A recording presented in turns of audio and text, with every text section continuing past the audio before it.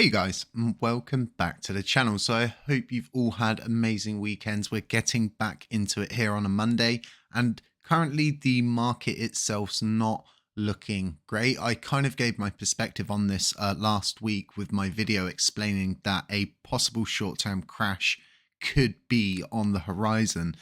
And it just looks like that's kind of playing out. And the reason why I'm saying a short term is because we elaborated in the recent live streams that we've been doing. I'm going to be doing another one today, but we were saying about this bounce on the trend line, the whole idea of support flipping into a whole resistance structure. It's a situation, like I said, that seems to be playing out, but it's a new week and we're specifically here in this video to talk about LUNC. So let's get your Monday going with a bit of a groove. So Terra Classic has been listed as #1 as a top altcoin to buy for investors to turn $10 into $1,000 in 2024. If you scale the maths up on this and really kind of get really kind of like moon based on it, so to speak, you can come out with some very interesting figures. But seeing this in an article that's on crypto news, it's hitting all of the different platforms, originating from CoinGate. This is really good. It's a good way for us to start our week on a political standpoint from the bigger players in the media, so to speak. So, like I said, that's a good way to get your week started. So let's go over to what's going on, and what really is the plan this week. So we know we have got a chain halt coming. There's going to be an upgrade that takes place. That is going to be later down the line, so we won't be diving into that. What I'm going to be mentioning here is the route I'm going to be taking with LUNC Dash, and that is more or less integrating a station build into LUNC Dash. So those of you that are using LUNC Dash won't have to leave LUNC Dash to go do all of your stuff on your wallet. Instead, you'll be able to do it all in one place. My aim is to get the NFT marketplace system working up on here, all of the bells, all of the whistles, and my current focus will be on that rather than bringing back all of the different kind of charting systems that we had previously.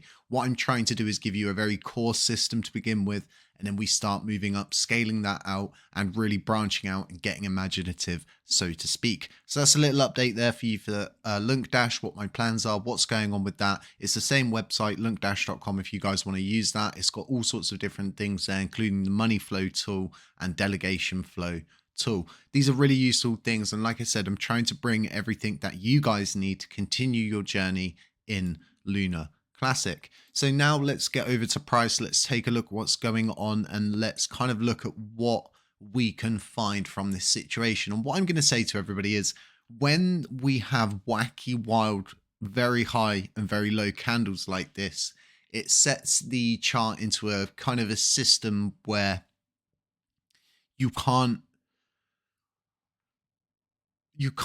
long pause, I know, you can't run your skills, so to speak, as to try and figure out what the price is going to do or what it's not going to do. It really falls down to trend lines, regression lines, patterns, and it's hard to find patterns in the chaos that is currently going on.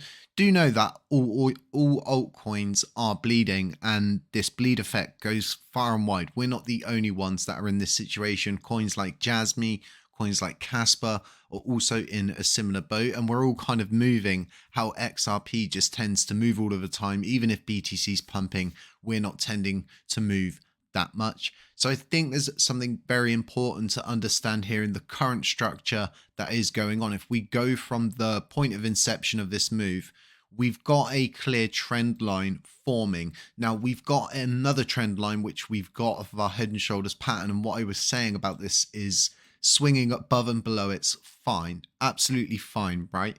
Now, what I do know is this trend line is going to be very important in the coming days ahead, because what we're currently seeing is an inverse cup and handle. Anybody who's crypto savvy, so to speak, with charts and stuff would instantly say, Jay, that is a reverse cup and handle that's playing out. So what I'm saying here is a very important, let's call it point critical, so to speak, where we're going to need to get a strong bounce off of this trend line. It's all going to be down to what BTC does, because we're not controlling this, BTC is.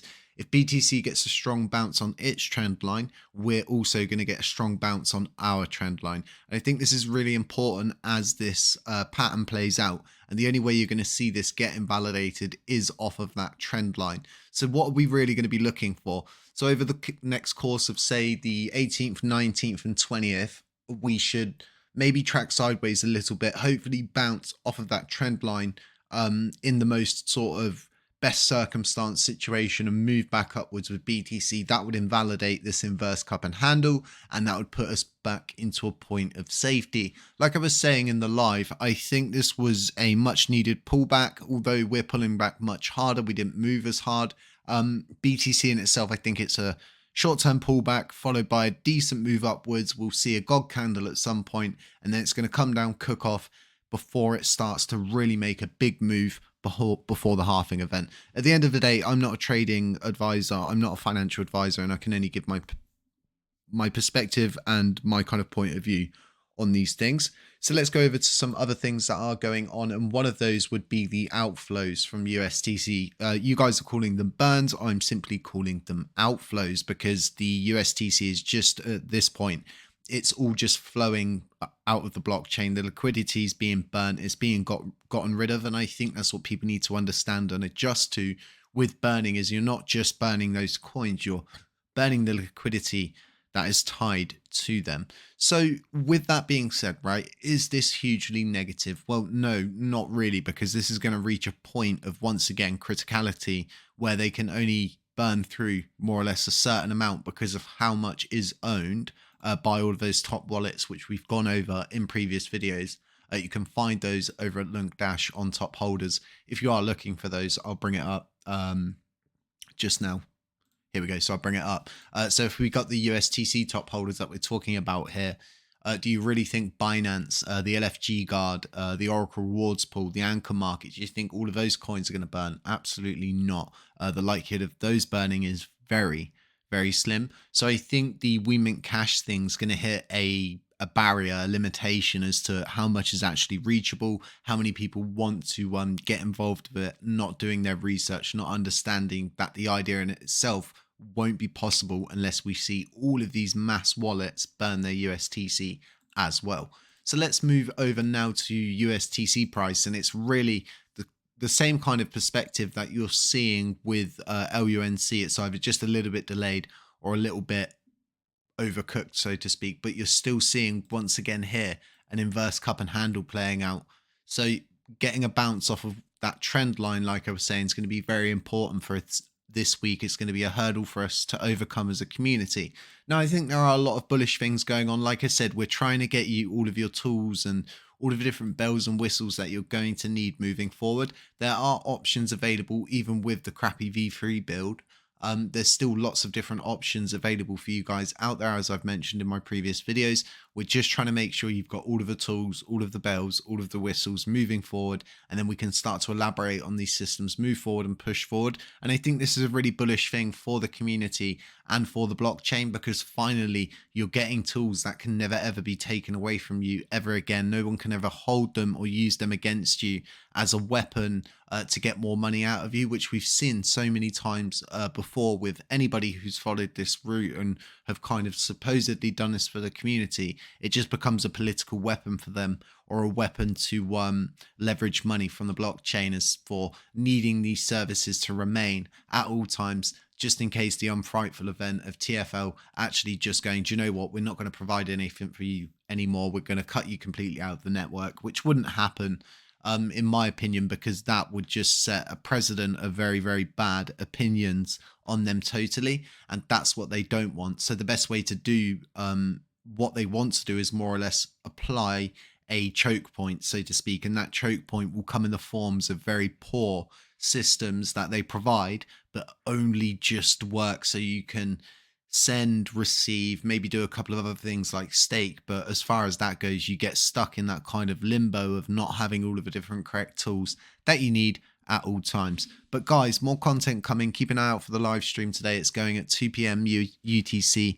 And yeah, just stay safe, trade safe, you know, all of those different things. It's a crazy market. And in my opinion, this is the kind of market that is one of two things.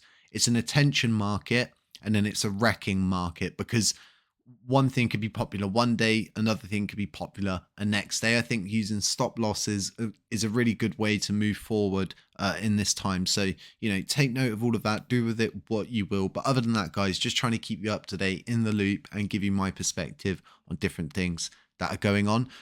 The Patreon, it's growing. There's still lots of slots there available. The giveaway is in 12 days, about 12 days. So there's still opportunity and time to get involved in that. We've just dropped 3 alpha calls. Our previous alpha calls have led to around 2000x in gains. If you can hold on to the ball long enough, so to speak, then those are there for you if you want to use them. My portfolio updates and all sorts of different things like that. Trading indicators very hot at the moment. A lot of the top influencers are getting on this now and understanding that it's a tool that a lot of people are going to want to use, so they're bringing it forward themselves. But other than that, guys, links to everything in the description. Stay safe, stay humble, stay aware, and as always, I'll catch you in the next one.